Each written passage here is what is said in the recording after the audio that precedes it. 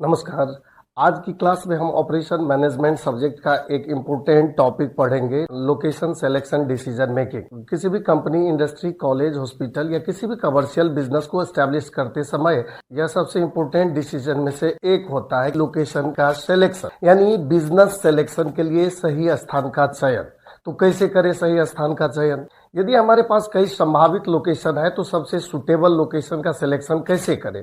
क्योंकि अगर बिजनेस के लिए सिलेक्ट किया गया लोकेशन सही और उपयुक्त है तो ही कंपनी को लगने वाली ऑपरेटिंग कॉस्ट सबसे मिनिमम हो सकती है, कंपनी को नेसेसरी रिसोर्सेज या इनपुट आसानी से उपलब्ध हो सकते हैं और कंपनी इजिली मार्केट या कस्टमर को एक्सेस कर सकती है। एज ए रिजल्ट कंपनी अपना ऑब्जेक्टिव यानी प्रॉफिट मैक्सिमाइज कर सकती है। दूसरे शब्द में कहे तो किसी भी बिजनेस की सफलता या असफलता काफी हद तक सही लोकेशन सिलेक्शन पर ही निर्भर रहती है। तो बिजनेस के लिए सही लोकेशन का चयन कैसे करें, इसी प्रश्न का उत्तर देने के लिए आज हम 3 इंपोर्टेंट मेथड सीखेंगे, जिसमें हम लोकेशन सिलेक्शन की पूरी डिसीजन मेकिंग प्रोसेस को आसानी से समझने की कोशिश करेंगे। पहला मेथड है प्रिलिमिनरी स्क्रीनिंग मेथड और दूसरा डिटेल्ड एनालिसिस, जिसके तहत हम फैक्टर रेटिंग मेथड की चर्चा करेंगे।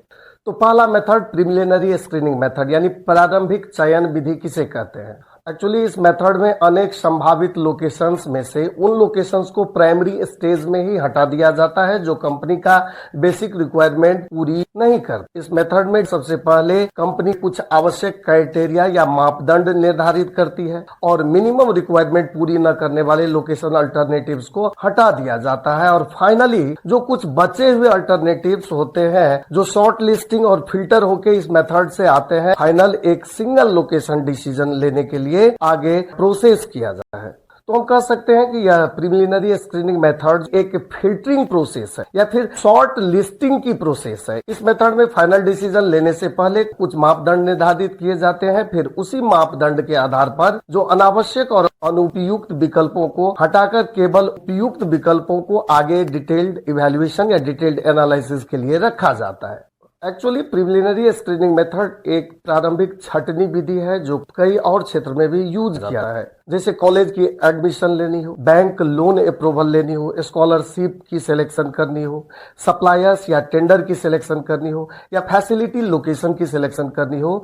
तो इनिशियली शॉर्ट लिस्टिंग करके फाइनल एक डिसीजन लेने से पहले यह मेथड को यूज किया जाता है। तो आइए इस मेथड को एक एग्जाम्पल से समझते हैं। अब मान लो कि तुम्हें पढ़ाई के लिए एक सुटेबल कॉलेज की सिलेक्शन करनी है और तुम्हारा कुछ अपना मापदंड है, जैसे कॉलेज का फी स्ट्रक्चर 1 लाख बिलो होनी चाहिए, 1 लाख से ज्यादा नहीं होनी चाहिए, तुम्हारे घर से कॉलेज की दूरी 15 किलोमीटर से अधिक नहीं होनी चाहिए और तुम्हारा चॉइस का सब्जेक्ट उस कॉलेज में उपलब्ध हो। तो यह 3 मापदंड के बेसिस पर तुम्हें एक कॉलेज की सिलेक्शन करनी। तुम्हारे पास 4 अल्टरनेटिव कॉलेज अवेलेबल हैं, जैसे कॉलेज ए, बी, सी और डी। तुम्हारा क्राइटेरिया क्या है? ईयरली फी, डिस्टेंस और अवेलेबल सब्जेक्ट। और इन्हीं 3 क्राइटेरिया मापदंड के बेसिस पर तुम एक फाइनल डिसीजन लोगे।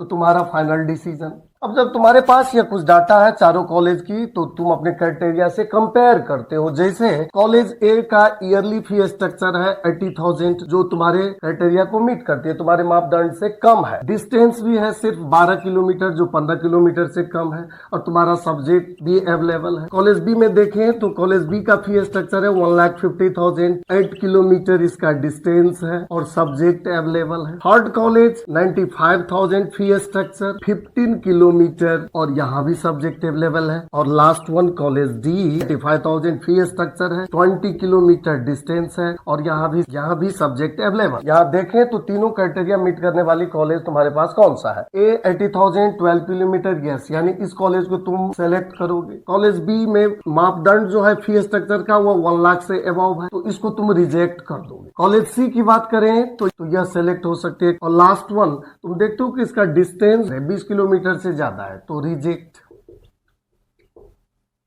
तो यहां हम देख रहे हैं कि कॉलेज ए सिलेक्टेड है और कॉलेज सी सिलेक्टेड है। यहाँ कॉलेज बी और डी प्रारंभिक चरण में ही हटा दिए गए, स्टार्टिंग में ही इसकी छटनी हो गई है। फाइनली ए और कॉलेज सी ही सिलेक्ट हुई है, शॉर्ट लिस्टेड हुई है और यही दोनों कॉलेज डिटेल्ड एनालिसिस में भेजेंगे एक फाइनल डिसीजन लेने के लिए। तो यही मेथड है प्रिलिमिनरी स्क्रीनिंग मेथड। इसको एक और एग्जाम्पल से समझते हैं। एक company 4 state location information collect करती है, गुजरात, पंजाब, बिहार और उत्तर प्रदेश। जो मापदंड है वह है इलेक्ट्रिसिटी, रेंट, ट्रांसपोर्ट फैसिलिटी। और इसी तीनों मापदंड के बेसिस पर कंपनी डिसीजन लेगी कि उनको किस स्टेट में अपनी फैक्ट्री एस्टेब्लिश करनी है। तो देखें, गुजरात में इलेक्ट्रिसिटी की फैसिलिटीज है, ओके, लैंड रेंट भी रीजनेबल है, ट्रांसपोर्टेशन फैसिलिटीज भी है। पंजाब की बात करें तो पंजाब में भी इलेक्ट्रिसिटी उपलब्ध है, लैंड रेंट भी अप्रोप्रिएट है और ट्रांसपोर्टेशन फैसिलिटीज भी है। जब बिहार को देखते हैं तो इलेक्ट्रिसिटी की फैसिलिटीज वहां पे नहीं है, रेंट रीजनेबल है और ट्रांसपोर्टेशन फैसिलिटीज भी है। और चौथा, यूपी में इलेक्ट्रिसिटी उपलब्ध है, रेंट उपलब्ध है, पर ट्रांसपोर्टेशन फैसिलिटीज वहां पे नहीं है। तो यहाँ पे देखो कि गुजरात में इलेक्ट्रिसिटी, लैंड और ट्रांसपोर्ट फैसिलिटी होने की वजह से यह लोकेशन एक्सेप्टेड होगा। पंजाब में भी सेम है, इलेक्ट्रिसिटी की फैसिलिटी भी है, लैंड का रेंट भी रीजनेबल है और ट्रांसपोर्टेशन फैसिलिटी भी उपलब्ध है, तो ये भी एक्सेप्टेड है। पर बिहार में इलेक्ट्रिसिटी नहीं होने की वजह से यह लोकेशन रिजेक्ट हो जाए। उत्तर प्रदेश की बात करें, ट्रांसपोर्टेशन की फैसिलिटीज यहाँ पर नहीं है, ये भी रिजेक्ट। स्क्रीनिंग मेथड का प्रोसेस ने क्या किया है, वो ये चारों जो लोकेशन है इसमें से गुजरात और पंजाब को कंपनी सेलेक्ट करेगी और बिहार और उत्तर प्रदेश यहाँ पर रिजेक्ट हो जाए। यानी यह मेथड फाइनल लोकेशन डिसाइड तो नहीं कर पाई, पर एक शॉर्ट लिस्टिंग की। अब यही जो शॉर्ट लिस्टेड लोकेशन है, इसी को हम फर्दर आगे प्रोसेस में फैक्टर रेटिंग मेथड में रख के फाइनल लोकेशन डिसीजन ले सकते हैं।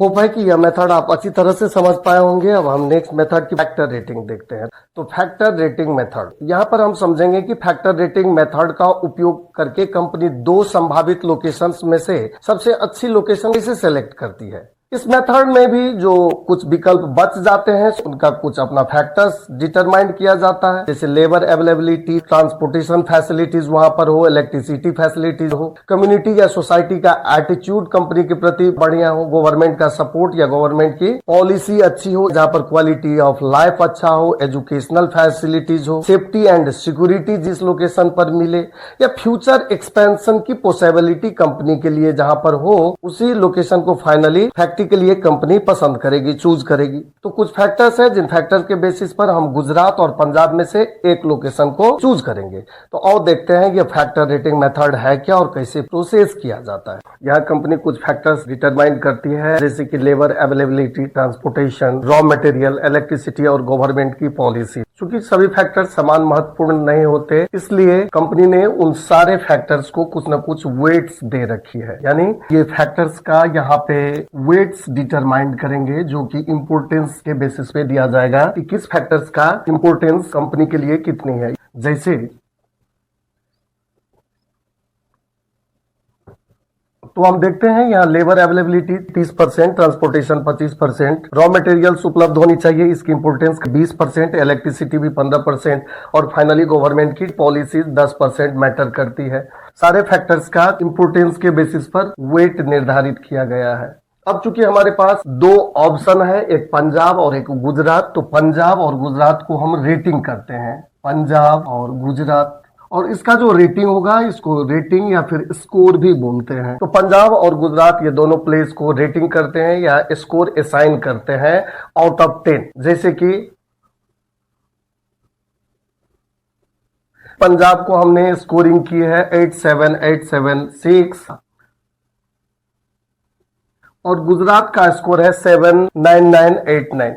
ये स्कोर का मीनिंग ये होता है, यदि आउट ऑफ 10 स्कोर है, आउट ऑफ 10 रेटिंग है। यदि 10 लेबर चाहिए तो पंजाब में सिर्फ 8 लेबर अवेलेबल है और गुजरात में 7 लेबर अवेलेबल है। रॉ मटेरियल की बात करें तो आउट ऑफ 10 8 लेबर पंजाब में अवेलेबल है और 9 ऑफ 10 गुजरात में अवेलेबल है। अब यही डिफरेंट फैक्टर्स का डिटरमाइन किया गया वेट और असाइन किया गया जो रेट है, इसी बेसिस पर हम दोनों लोकेशन को स्कोरिंग करेंगे, यानी वेटेड स्कोर कैलकुलेट करेंगे। तो यहाँ पर हम वेटेड स्कोर कैलकुलेट करेंगे, मतलब वेट और रेट को मल्टीप्लाई करेंगे, वेट और पंजाब का रेट, वेट और फिर गुजरात का रेट, और हमारा फाइनल वेटेड स्कोर या हम स्कोर बोल सकते हैं, स्कोर ऑफ पंजाब और स्कोर ऑफ गुजरात। तो ये दोनों को मल्टीप्लाई करने के बाद जो हमारे पास फाइनल स्कोर पंजाब का आता है, ये 240, 160 वेट और रेट को मल्टीप्लाई करने के बाद वेटेड स्कोर हमारा टोटल एग्रीगेट 740, ये है वेटेड स्कोर पंजाब का। इसी तरह यदि वेट्स और असाइन किया गया गुजरात के रेट को यदि हम प्रोडक्ट करते हैं, मल्टीप्लाई करते हैं, तो फाइनली स्कोर आता है 210 और 90। यदि हम स्कोर ऑफ गुजरात को एग्रीगेट करते हैं तो ये 825 आता है। अब जब हम दोनों लोकेशनों के कुल स्कोर की तुलना करते हैं तो पंजाब 740 और गुजरात 825। क्योंकि गुजरात का कुल स्कोर अधिक है, इसलिए कंपनी गुजरात को अपनी अंतिम लोकेशन के रूप में चूज करेगी, यानी जिसका हाई स्कोर है कंपनी फैक्ट्री लोकेशन के लिए उसी प्लेस को सेलेक्ट करेगी। यहाँ पर सेलेक्ट हुआ है गुजरात लोकेशन के लिए और पंजाब रिजेक्ट हो गया। तो यह मेथड एक क्वांटिटेटिव टेक्निक का एक साइंटिफिक प्रोसेस है, जिनमें अलग अलग फैक्टर्स की इंपोर्टेंस के आधार पर सबसे पहले सुटेबल लोकेशन का चयन किया जाता है और सबसे पहले महत्वपूर्ण फैक्टर को चुने जाते हैं, फिर उन्हें वेटेज दिया जाता है, उसके बाद प्रत्येक लोकेशन की रेटिंग की जाती है और अंत में वेटेड स्कोर निकालकर जिन लोकेशन का कुल स्कोर सबसे अधिक होता है वही कंपनी का फाइनल लोकेशन बनती है। बस यही है फैक्टर रेटिंग मेथड का मूल सिद्धांत। तो आज की क्लास में हमने फैक्टर रेटिंग मेथड को विस्तार से समझा और यह जाना कि कैसे डिफरेंट फैक्टर्स को महत्व देकर सबसे उपयुक्त और सुटेबल लोकेशन का चयन किया जाता है। अगली क्लास में हम चर्चा करेंगे ब्रेक इवन एनालिसिस और सेंटर ऑफ ग्रेविटी मेथड। आपका समय, ध्यान और सहभागिता के लिए बहुत बहुत धन्यवाद। और अगली क्लास में आप सभी का स्वागत। Thank you very much.